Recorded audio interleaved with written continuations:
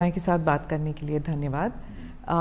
आज जब supreme court ने क्लीन चिट दे दिया मोदी जी को और बाकी आरोपियों को, आपको कैसे महसूस हो रहा है? आप उस वक्त एक एमएलए थे। देखिए, सबसे पहले क्लीन चिट नहीं है, मैं इसके बारे में बाद में बात करूंगा। सुप्रीम कोर्ट ने पूरे आरोपों को खारिज किया है और आरोप क्यों घड़े गए इसके बारे में भी सुप्रीम कोर्ट ने कहा है। एक प्रकार से आप कह सकती हो कि सुप्रीम कोर्ट ने ये आरोप पॉलिटिकली मोटिवेटेड है, ये भी सिद्ध कर दिया है। सुप्रीम कोर्ट के जजमेंट ने सिद्ध किया है। जहां तक कैसा लगा का सवाल है, 18-19 साल की लड़ाई, देश का इतना बड़ा नेता एक शब्द बोले बगैर सभी दुखों को भगवान शंकर के विषपान की तरह गले में उतारकर सहन कर कर लड़ता रहा, और आज जब अंत में सत्य सोने की तरह बह रहा है, चमकता हुआ बह रहा है, तो आनंद ही होगा। मैंने बहुत नजदीक से मोदी जी को इस दर्द को झेलते हुए देखा है, इस आरोपों को झेलते हुए देखा है, और सब कुछ सत्य होने के बावजूद भी क्योंकि न्यायिक प्रक्रिया चालू है, हम कुछ नहीं बोलेंगे। इस स्टैंड को कोई बहुत मजबूत मन का आदमी ही ये स्टैंड ले सकता है। ये अभी जो इंटरव्यू हम कर रहे हैं वो मैं 2003 में भी गुजरात के गृह मंत्री नाते कर सकता था, पार्टी के अध्यक्ष के नाते भी कहते, क्योंकि परिस्थिति में कोई बदलाव नहीं है, फैक्ट था। परंतु संपूर्ण न्यायिक प्रक्रिया जब तक समाप्त नहीं हुई तब तक मोदी जी ने इसको प्रभावित करने के लिए कुछ नहीं कहा, चुपचाप उसको सहन करते रहे। मैंने आपसे भी पूछा ये सवाल, मैंने मोदी जी से भी पूछा, और आप दोनों यही कहते थे कि न्यायिक प्रक्रिया चालू है इसलिए मैं कुछ बोलूंगा नहीं। आपने भी यही कहा और मोदी जी ने भी यही कहा। 19 साल हो गए हैं, तो 19 साल में आप इधर उधर की बातें करते थे, पूरा आप डिटेल में नहीं जाते थे। अब आप क्या बता सकते हैं कि क्या हुआ उन दिनों में? सबसे पहले 19 साल के बाद सुप्रीम कोर्ट की खंडपीठ ने आज जो जजमेंट दिया है, उस जजमेंट से मोदी जी पर लगे हुए सारे गलत आरोप को खारिज कर दिया गया, और यह भी कहा गया है कि कुछ लोगों ने उस आरोपों को पॉलिटिकली मोटिवेटेड तरीके से लगाया था। To keep the pot boiling कहा। हाँ, वेस्टेड इंटरेस्ट। कौन थे वो आपके हिसाब से? नाम मैं बताता हूं बाद में। और तीसरा, इससे भारतीय जनता पार्टी की सरकार पर जो धब्बा लगा था वो भी धुला है, और मोदी जी जैसे वैश्विक नेता पर जो गलत आरोप लगाए थे, मैं मानता हूं कि लोकतंत्र के अंदर मोदी जी ने संविधान का सम्मान कैसे हो सकता है, इसका एक आदर्श उदाहरण सभी राजनीति में काम करने वालों लोगों के सामने करा। मोदी जी की भी पूछताछ हुई थी, किसी ने धरना प्रदर्शन नहीं करा था। देश भर से कार्यकर्ता आकर मोदी जी के समर्थन में सॉलिडारिटी के लिए खड़े नहीं हुए थे। हम कानून को कोऑपरेट किए थे, मेरी भी अरेस्ट हुई थी, कोई धरना प्रदर्शन नहीं करे थे। और जब सत्य इतनी लंबी लड़ाई के बाद बाहर आता है विजयी होकर, तो सोने से भी ज्यादा उसकी चमक होती है। और मुझे बहुत अच्छा लग रहा है कि आज जिन लोगों ने भी मोदी जी पर आरोप लगाए थे, अगर उनकी अंतरात्मा है तो उन्होंने मोदी जी की और भारतीय जनता पार्टी की क्षमा मांगनी चाहिए। सिर्फ आरोप लगे थे क्या? दंगे हुए तो थे ना? आरोप क्या था? दंगे मोटिवेटेड थे। दंगों में राज्य सरकार का हाथ था, दंगों में मुख्यमंत्री का हाथ था, यहां तक भी कह गए। आरोप यह था, दंगे से कौन इनकार कर रहा है? देश में दंगे कई जगह पे हुए हैं। तो क्या उन दिनों में आप भी थे वहां पर?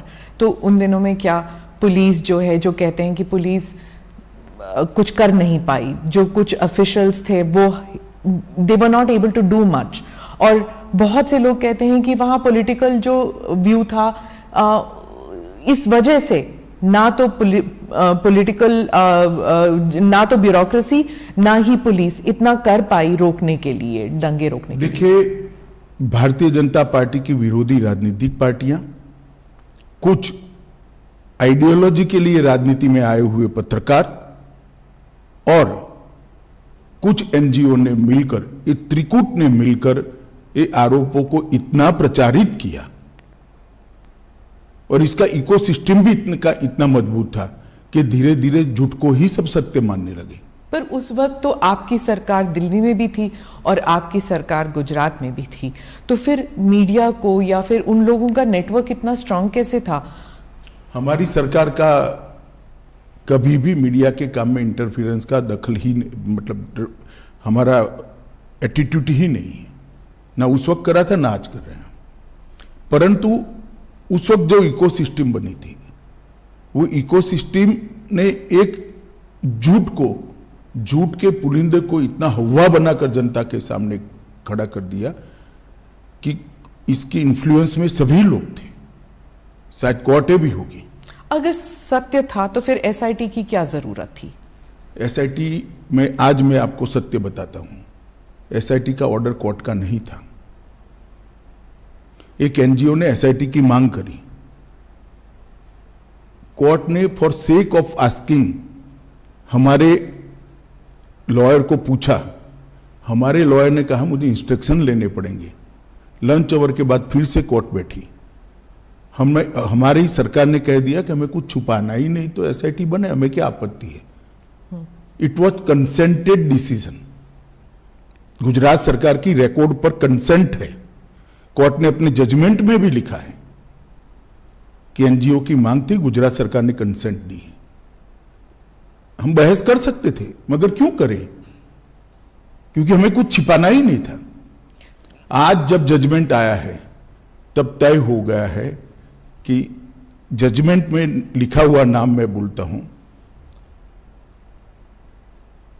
एक पुलिस अफसर का नाम दिया है, एक एनजीओ का नाम दिया है और कुछ पॉलिटिकल एलिमेंट्स का नाम दिया है। ये तीनों ने मिलकर जजमेंट के अंदर ये स्पष्ट कर दिया है कि सनसनी खड़ी करने के लिए झूठ बातों को फैलाया गया, झूठ बातों को आगे बढ़ाया गया और झूठे सबूत घड़े गए। एसआईटी को जो जब जवाब लिखवा रहे थे तब भी उनको मालूम था कि ये झूठा जवाब है, जिसको एसआईटी ने भी बाद में कोर्ट के सामने रखा कि ये झूठे जवाब थे और वो जानते थे कि झूठे। आज कोर्ट ने स्पष्ट कर दिया कि सरकार ने दंगा रोकने के लिए भरसक प्रयास किए।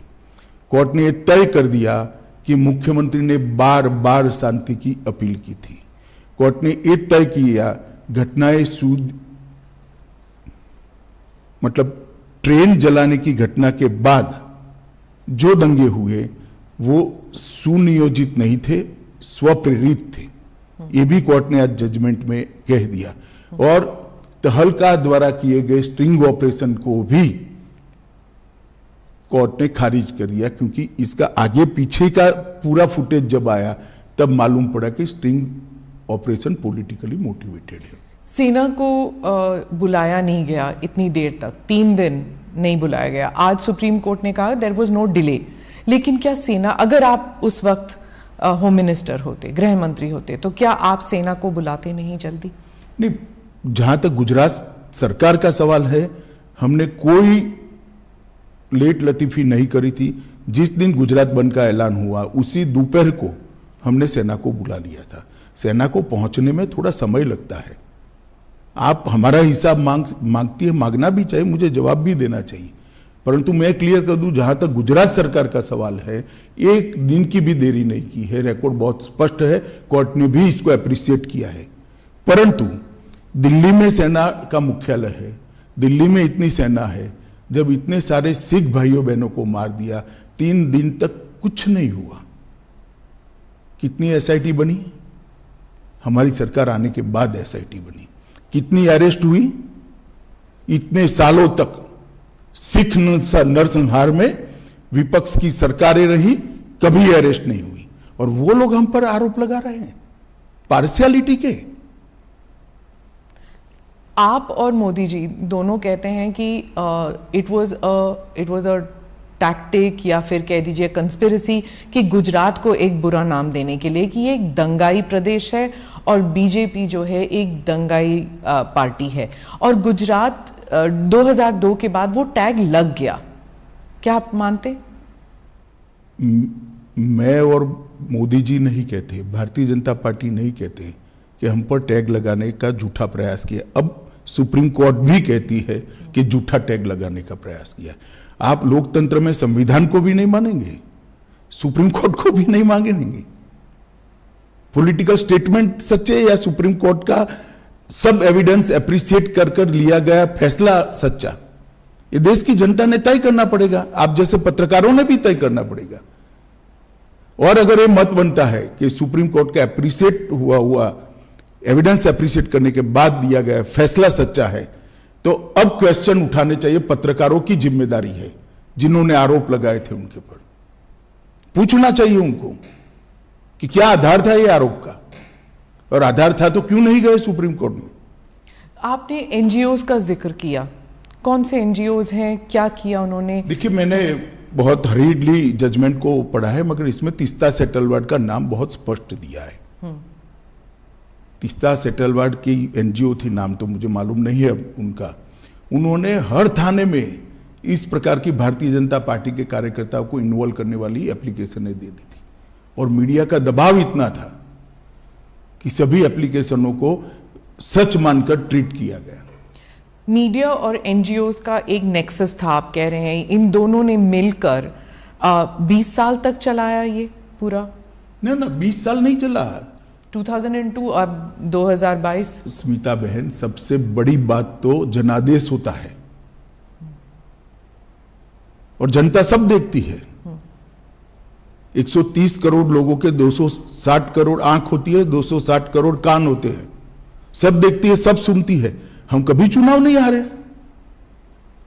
जनमानस ने, जनता ने कभी भी ये आरोप को स्वीकारा नहीं। मीडिया, एनजीओ और हमारी विरोधी पॉलिटिकल पार्टी आरोपों को चलाते गई। एक चला दिया कि सीडी के बारे में, सीडी लेकर राहुल शर्मा चले गए, वहां पर नोटिंग है, नोटिंग साइड पर रोज काम है, उसने अपने रिकॉर्ड में रखा है, कोई कानून को नहीं तोड़ा है, और सुप्रीम कोर्ट ने भी इसको स्वीकृत किया है। बहुत से लोगों का मानना है कि एसआईटी इन्फ्लुएंस हुई थी, बीजेपी का दबाव था एसआईटी के ऊपर। हालांकि सुप्रीम कोर्ट ने तो कुछ और ही कहा है अभी, लेकिन इतने साल तक जब इन्वेस्टिगेशंस चल रहे थे तो उस टाइम सालों साल डिले करते गए। तो इस देखिए, एसआईटी की रचना हमने नहीं करी थी, देश की सर्वोच्च अदालत ने करी थी। अफसर का चयन भी हमने नहीं करा था, देश की सर्वोच्च अदालत ने एनजीओ को सुनने के बाद करा था। और जो अफसर रखे गए थे वो भारतीय जनता पार्टी के रूल स्टेट से नहीं लिए गए थे, सेंट्रल गवर्नमेंट के लिए गए थे, और तब तक सेंट्रल गवर्नमेंट बदल चुकी थी, यूपीए की आ चुकी थी। तो एसआईटी इन्फ्लुएंस नहीं हुई थी, जरा भी इन्फ्लुएंस नहीं। और कोर्ट मॉनिटरिंग केस था, कैसे इन्फ्लुएंस होती? इतने महंगे महंगे लॉयर एनजीओ की ओर से अपीयर होते थे। जैसे जाकिया जाफरी कहती थी, जो आप महंगे लॉयर्स की बात कर रहे हैं, कि आपकी तरफ के जो लॉयर्स थे वो बहुत हेविली पेड थे, उनकी तरफ से नहीं थे। एसआईटी के लॉयर्स जो थे हमारी ओर से हमारे लॉ ऑफिसर ही थे और कोई नहीं था। हाँ, उनको बहुत लॉ ऑफिसर को इतना पैसा नहीं मिलता है, आप जानती हो। इसके पेमेंट का एक सिस्टम होता है, इसका रेट शब्द प्रयोग ठीक नहीं है, मगर उनकी फीस तय होती है।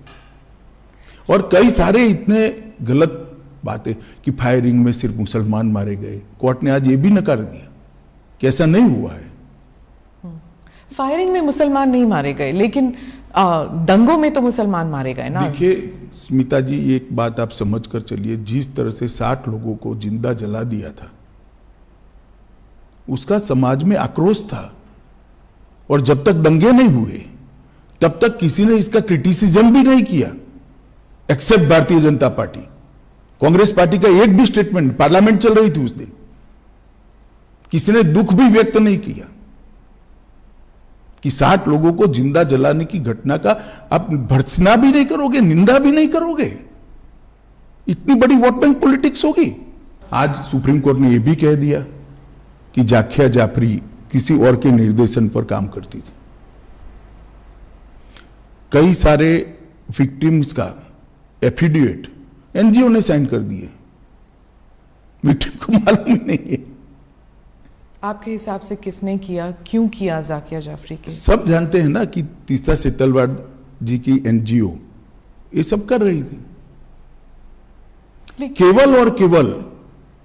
और उस वक्त जो यूपीए की सरकार आई उसने ढेर सारी मदद करी है तीस्ता सेतलवाड की एनजीओ को, ढेर सारी मदद करी है, सबको मालूम है, पूरे लुटियन दिल्ली को मालूम है। गुजरात में तो आपकी सरकार थी, इतने गुजरात में हमारी सरकार थी, मगर जो एनजीओ थो उसको भारत सरकार ने मदद करी है, सब जानते हैं। और केवल मोदी जी को टारगेट बनाकर ये सब किया गया, उनकी छवि को हानि पहुंचाने के लिए किया गया, उनको दंगों के केस में उनकी लिप्तता बनाने के लिए किया है। मगर सत्य को कुछ नहीं होता है। ये लंबी लड़ाई मोदी जी ने बहुत धैर्यपूर्वक सारी वेदनाओं को, वो विष को हजम करते हुए लड़े, और आज चमकते सूर्य की तरह सत्य बाहर आया है। मोदी जी जीत कर बाहर आए हैं। भारतीय जनता पार्टी के दंगों का कोई आरोप नहीं रहता।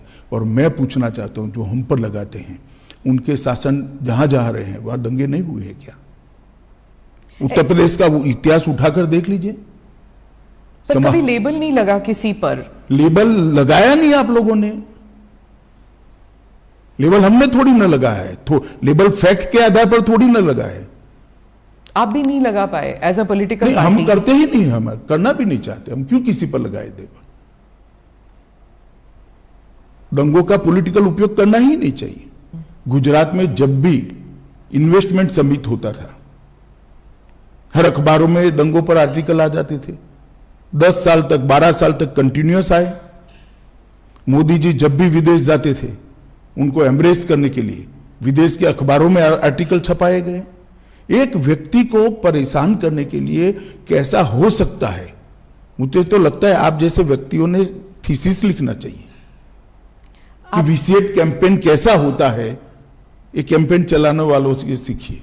तो इसलिए सुप्रीम कोर्ट का ये वर्डिक्ट इतना अहम क्यों है पार्टी के लिए और मोदी जी के लिए? मतलब आप जब इतिहास लिखेंगे आपकी पार्टी के लिए, तो 20 साल बाद, क्योंकि आज का जो युवा है वो तो जानता भी नहीं शायद 2002 में हुआ क्या, क्योंकि ये 20 साल पुरानी बात है। तो आज के युवा जब ये देखेंगे तो उस दिन क्या हुआ, उन 3 दिनों में क्या हुआ? क्या आपको अब कोई रिग्रेट्स हैं? और अब आप क्या देखते हैं इस सुप्रीम कोर्ट के वर्डिक्ट को? पहले एक बात समझ लीजिए, आज का युवा नहीं जानता है ऐसा आप कह सकते हो। इतिहास हजारों साल जिंदा रहता है, और झूठे आरोप जो होते हैं उसका निरसन न्यायालय के माध्यम से होना बहुत जरूरी है। और इसलिए लंबी लड़ाई, 18-19 साल लंबी लड़ाई मोदी जी भी लड़े हैं और सत्य ढूंढने वाले लोग भी लड़े हैं, और आज विजयी होकर बाहर आए। क्या इसलिए ये लड़ाई जरूरी थी? मतलब कि आप इतिहास जब लिख रहे हैं अपनी इतिहास पार्टी लिखने के लिए नहीं, किसी भी झूठ के सामने लड़ाई करना निहायत जरूरी होता है। किसी भी अपप्रचार के सामने उसको एक्सपोज करना बहुत जरूरी होता है। इतिहास तो अपने आप बनते रहते हैं। 2 बार 2/3 बहुमत से जीतना ही इतिहास है। देश में जीएसटी डाल देना भी इतिहास है। देश के अंदर सीडीएस बनाना भी इतिहास है। देश के पहली बार सर्जिकल स्ट्राइक करना भी इतिहास है। पहली बार एयर स्ट्राइक करना भी इतिहास है। पूरे दुनिया में भारत के गौरव को आसमान तक ले जाना भी इतिहास है। इतिहास की तो खैर बहुत सारी बातें हैं, परंतु झूठ के खिलाफ लड़ाई लड़नी चाहिए, और मोदी जी डट कर लड़े हैं, धैर्यपूर्वक लड़े हैं, और आज विजयी होकर बाहर आए। पार्टी के लिए ये कितना सिग्निफिकेंट है पॉलिटिकली, मैं पूछ रही हूँ? बहुत सिग्निफिकेंट है। पॉलिटिकली कम, परंतु जिस प्रकार से मेरे पार्टी के सर्वोच्च नेता को विक्टिमाइज करने का प्रयास किया गया, और आज कोर्ट ने उसकी धज्जियां उड़ा दी हैं। मैं मानता हूं ये जजमेंट भारतीय जनता पार्टी के हर कार्यकर्ता के लिए, न केवल मोदी जी के लिए, हर कार्यकर्ता के लिए। मोदी जी के लिए तो खैर आत्मसंतोष का विषय हो सकता है, हर कार्यकर्ता के लिए गौरव का विषय है कि आज जो झूठे आरोप हमारे सर्वोच्च नेतृत्व पर लगाए थे वो सारे खारिज हो गए। सर, गुजरात लेबोरेटरी ये एक टर्म बन गया था कि जो गुजरात में जो एक्सपेरिमेंट किया गया, यानी कि बिना मुसलमानों के सरकार हम बना सकते हैं, बिना मुसलमानों के वोट के हम सरकार बना सकते हैं, और अगर मुसलमान जरा सा इधर या उधर हो जाए, लाइन पे ना चले, तो दंगे करा सकते हैं। ये एक गुजरात एक्सपेरिमेंट और गुजरात लेबोरेटरी करके जो ऑपोजिशन पार्टीज कहते हैं कि बीजेपी जो है ये इसको एक पॉलिटिकल साइंस बना दिया है उन्होंने, और वो हर राज्य में इस्तेमाल करती है। देखिए, अब जैसा जिस कलर के ग्लास का चश्मा पहनेगी ऐसा दिखाई पड़ेगा। पीले पहनेगी तो पीला दिखाई पड़ेगा, काले पहनेगी तो काला दिखाई पड़ेगा। ये देखने का नजरिया है। गुजरात मॉडल जरूर बना है। देश में हमने सबसे पहले 24 घंटा बिजली हर गांव में पहुंचाने का काम किया, वो एक मॉडल है।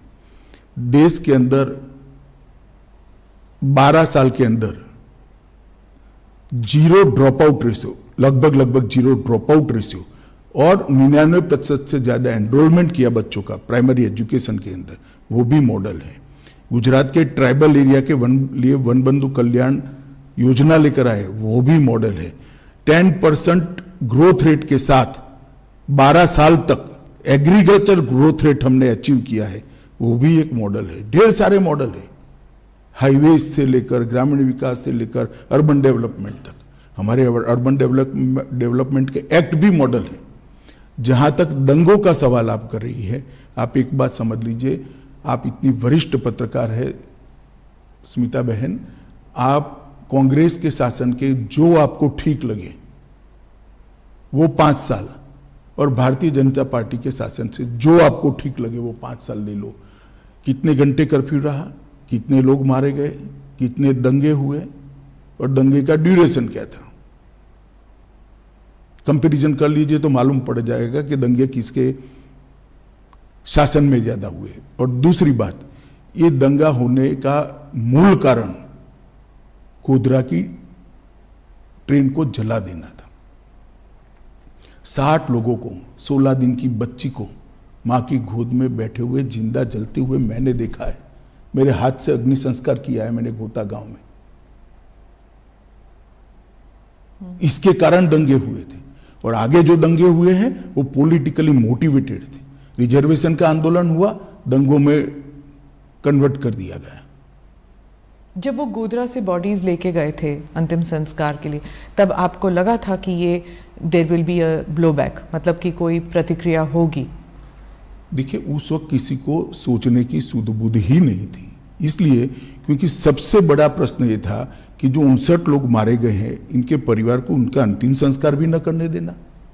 और कोई प्रोफेशनल इनपुट ऐसा नहीं था कि भाई इतनी बड़ी मात्रा में रिएक्शन आ जाएंगे। बॉडीज को परेड कर दिया गया था। परेड नहीं करा है, ये गलत प्रचार है। 16 सिविल अस्पताल में ले गया गया और बंद एम्बुलेंस में उनके परिवार वाले अपने घर पर ले गए। आप हॉस्पिटल में थे? मैं खुद हॉस्पिटल में था। क्या देखा आपने उस दिन?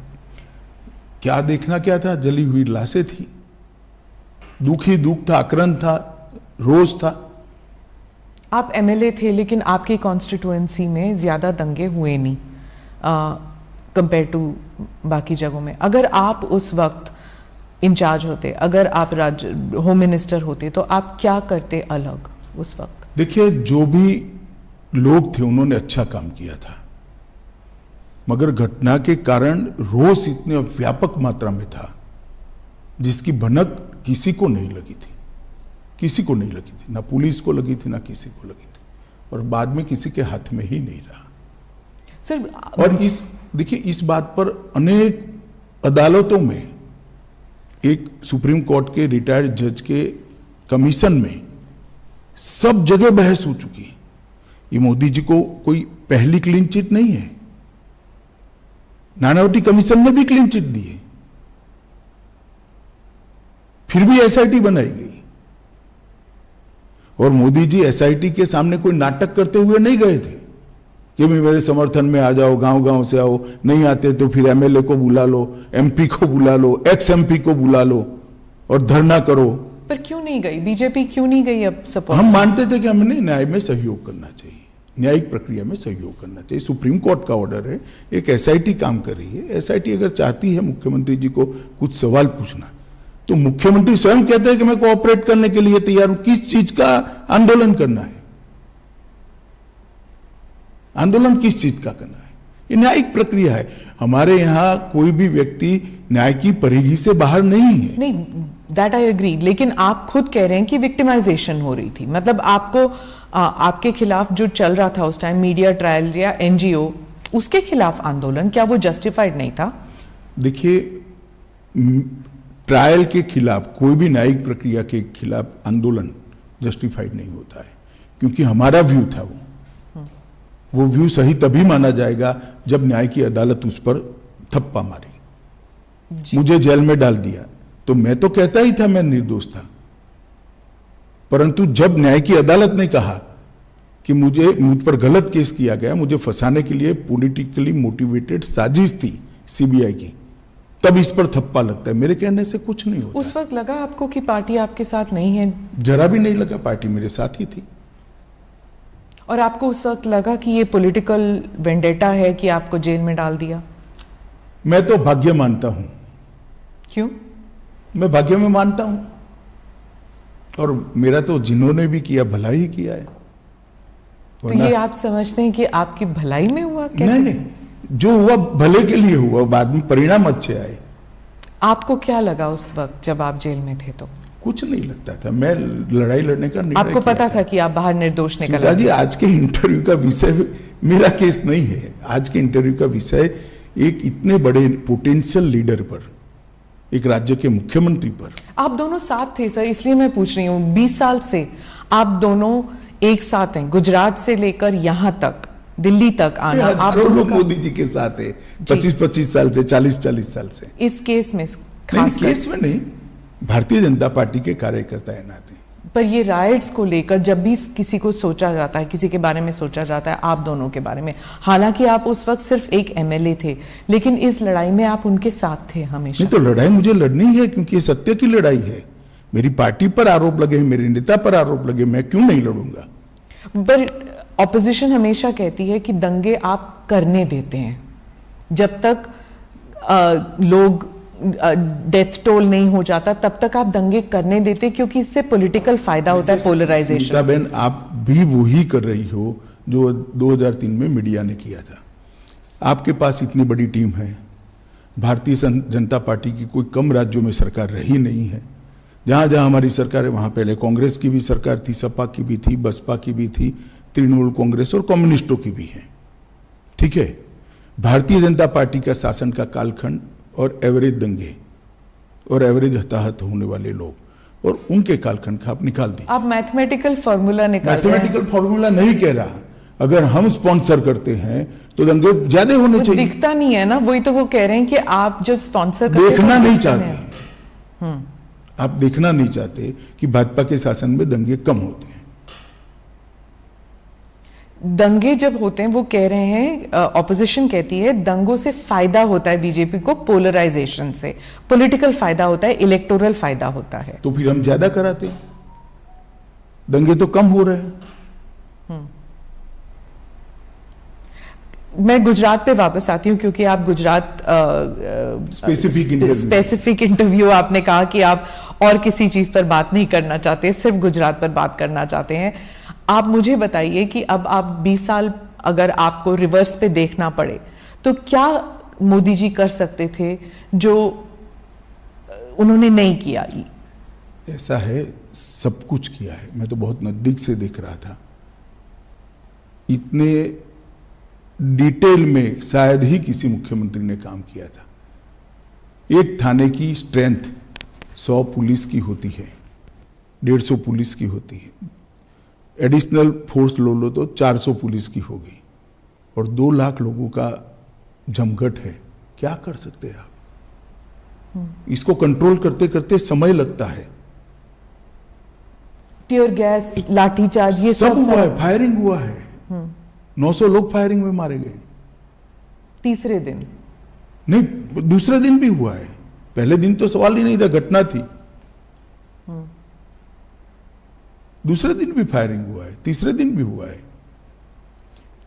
परंतु सरकार को भी व्यवस्थाएं करने में और जो स्केल बन गया, उस स्केल को पहुंचने में थोड़ा समय लगता है। और मैं आपको बताना चाहता हूं कि मुझे पूरा मालूम है, इस वक्त गिल साहब भी हमारे यहां आए थे हमारी मदद में, मोदी जी की सरकार की मदद में। गिल साहब भी आए थे। गिल साहब के साथ मैंने भी डिनर करा है। उन्होंने कहा इससे ज्यादा प्रॉम्प्ट एक्शन मेरे जीवन में मैंने नहीं देखा है। और उन्होंने पंजाब एक्शन देखा हुआ था। हाँ, कि इससे ज्यादा न्यूट्रल और प्रॉम्प्ट, दो शब्द प्रयोग थे, न्यूट्रल और प्रॉम्प्ट एक्शन मैंने मेरे जीवन में पुलिस की करियर में नहीं देखा है। फिर भी आरोप लगाए, गिल पर ही लगा दिए आरोप। अब जो पिटिशनर्स हैं वो कह रहे हैं उन्हें न्याय नहीं मिला सुप्रीम कोर्ट के। जाकिर जाफरी, क्या उन्हें न्याय मिला है? आपको क्या लगता है? मैं निश्चित रूप से मानता हूं एक ही जजमेंट सेशन कोर्ट में आया, इसके खिलाफ आपने हाई कोर्ट में अपील की, हाई कोर्ट ने कड़ाई से, सेशन कोर्ट से ज्यादा कड़ाई से कहा, इसके खिलाफ आपने सुप्रीम कोर्ट में अपील करी, सुप्रीम कोर्ट ने इससे भी कड़ाई से करा। फिर भी आप स्वीकार नहीं करते हो तो क्या कर सकते हैं? और दूसरा, डेट जिसने ली है, इसका रिकॉर्ड न्याय की अदालतों में पड़ा हुआ है, देख लेना चाहिए जिसको भी इंटरेस्ट है उसने। हर बार एनजीओ ने डेट ली है। लंबा खींचना, इश्यू को पेंडिंग रखना। क्यों? क्योंकि मोदी जी पर आरोप लगता रहे। तो जस्टिस वो नहीं चाहते थे, वो पॉलिटिकल वेंडेटा चाहते थे, क्या ये कह रहे हैं आप? पॉलिटिकल गेन चाहते थे। मैं जाकिया जी की बात नहीं कर रहा, जो एनजीओ साथ में लगे थे, जो पॉलिटिकल पार्टियां एनजीओ को फंडिंग कर रही थी और जो मीडिया के ग्रुप एनजीओ को प्रसिद्धि दे रहे थे, वो लोग। सर मुझे बताइए कि 2002 के बाद और इस न्यायिक प्रक्रिया के बाद क्या लेसन्स हैं? क्योंकि मंथन तो होता है आपकी पार्टी में और गवर्नमेंट में भी, सरकार में भी, तो क्या लेसन्स आप सीख चुके हैं इससे? क्या कि ऐसे अब कभी ना हो? ढेर सारे सुझाव आए हैं। वो सारे सुझाव, मैं ही गृह मंत्री था, मोदी जी ही मुख्यमंत्री थे, गुजरात पुलिस ने अपनी कार्यपद्धति के अंदर इनकॉर्पोरेट कर दिए गए हैं। ट्रेनिंग मॉड्यूल भी बदले गए हैं, सूचना प्राप्त करने की पद्धति को भी बदला गया है, सूचना का ग्रेडेशन करने की नई सिस्टम इवॉल्व कर दी गई है, और सूचना ग्रेडेशन करने के बाद इसके अनुरूप एक्शन क्या होंगे, इसकी भी एक एसओपी बनाई गई है। इसलिए 2002 के बाद गुजरात में एक भी दंगा नहीं हुआ है। सेंटर स्टेट में जो तालमेल होना चाहिए राइट्स कंट्रोल करने के लिए, क्या उसे फाइन ट्यूनिंग, उसकी फाइन ट्यूनिंग? मुझे लगता है व्यवस्था ठीक है। अभी जो व्यवस्था है वो ठीक है। क्योंकि अभी जो हमने देखे थे, जो अग्निपथ जो स्कीम है, उसके कारण जो दंगे हुए थे, हाँ वायलेंस में लोग मरे नहीं, लेकिन काफी देर तक इनएक्शन था, तो इसमें फिर वो स्टेट्स की बात हो जाती है। ऐसा है कि लॉ एंड ऑर्डर कंट्रोल करना स्टेट की जिम्मेदारी है। भारत सरकार सहयोग कर सकती है, स्टेट की डिमांड पर सहयोग कर सकती है, और जब स्टेट को लगता है कि हमारी स्टेट की मशीनरी कम पड़ रही है या तो हमें ज्यादा मैन पावर चाहिए जो स्टेट के पास उपलब्ध नहीं है, तो रिजर्व फोर्स में से भारत सरकार की मैन पावर जाता है। ये व्यवस्था बहुत परफेक्ट है, और हर स्टेट में कमोबेश भारत सरकार के सीएपीएफ्स के बटालियन लगे हुए हैं, तो कहीं और से नहीं लाना है। मानो बिहार है तो एसएसबी हमारी तुरंत घंटों में पहुंच सकती है। पर उसमें भी कहा जाता है कि पॉलिटिकली हो जाता है मोटिवेट, जैसे ममता जी कहती हैं कि जो सेंट्रल फोर्सेस हैं वो पॉलिटिकल आदेश पर काम करते हैं। स्मिताबेन, ममता जी को ना आप समझा सकते हो ना मैं समझा सकता हूँ, छोड़िए, इसके आधार पर एडमिनिस्ट्रेशन कैसे तय होगा? पॉलिटिकल बातें करने के लिए हर एक को इस देश में स्वतंत्रता है। जी, आपका कोई आज जब ये रूलिंग आई तो आप, एक बार और पूछूंगी मैं कि आपको कैसे महसूस हो रहा है आज के दिन? मुझे बहुत अच्छा महसूस होता है। मोदी जी को बहुत सारे बदनामी झेलते हुए मैंने देखा है, मोदी जी पे बहुत सारे झूठ और झूठे आरोप मढ़ते हुए, निर्लज्जता से मढ़ते हुए मैंने देखा है। इसके बावजूद भी संवैधानिक प्रक्रिया है, कानूनी प्रक्रिया, इसके ऊपर कुछ नहीं करना है, ये बोल्ड स्टैंड लेते हुए मैंने देखा है और 18 साल धैर्य रखते हुए देखा है और 18 साल के बाद आज विजयी होते हुए भी मैंने देखा है। मुझे तो बड़ा संतोष है कि सार्वजनिक जीवन में नरेंद्र मोदी ने एक ऐसा एग्जाम्पल सेट किया है कि आरोप कितना भी झूठा हो, आप उसको न्याय की अदालत ही तय कर सकती है, सच है या झूठ है, तब तक धैर्य रखना चाहिए। सुप्रीम कोर्ट में ऑब्जर्वेशन ये भी था कि उस वक्त की सरकार ने दंगा रोकने का प्रयास नहीं किया और ये भी कि कुछ विटनेसेस जो हैं वो ऐसे जवाब दे रहे थे जैसे कि डिक्टेशन दे रहे हैं उन्हें।